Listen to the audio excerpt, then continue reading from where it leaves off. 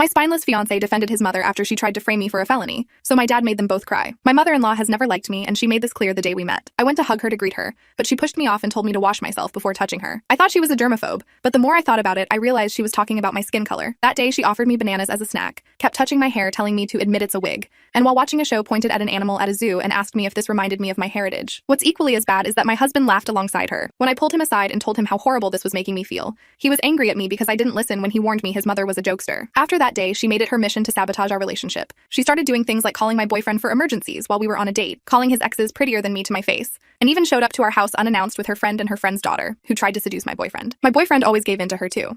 About a year into the relationship, my mother-in-law tried to directly break us up. She was visiting when she excused herself to go to the bathroom. She came back a minute later holding a small Ziploc bag of white powder. She started screaming that she found this in the bathroom and that I was a junkie. Before I could even react, she yelled, "How could I do this knowing what happened to my boyfriend's dad? He accidentally lived himself using substances." I tried to defend myself, but she wouldn't let up. She backed me up against the wall, getting in my face and screaming N-word junkie at me. My boyfriend idly stood there and watched her, even when I started to cry. She then turned to him, telling him she wouldn't be leaving until he broke up with me. Well, she eventually left the house, but that's only because I called the police. My boyfriend begged me not to. When police arrived, my mother-in-law handed the white powder to the officers and accused me of possession, but the officer smelled it and said it was flour. She still didn't let up though, and they had to physically escort her out. Immediately after, my boyfriend said it was unfair of me to do that to her. I didn't even bother arguing and told him not to talk to me until he learned to place boundaries. I went to stay with my best friend, and my boyfriend called me a week later. I don't know why, but I believed him when he said he would take care of his mother. In fairness, she didn't bother us for the next 6 months, and in that time we got engaged. I begged him not to invite her to the engagement party, but he promised she changed. Well, she hadn't. As soon as the party started, she went on a drunken rant, stating she never envisioned her son marrying a baboon with a wig, before laughing to herself. My dad,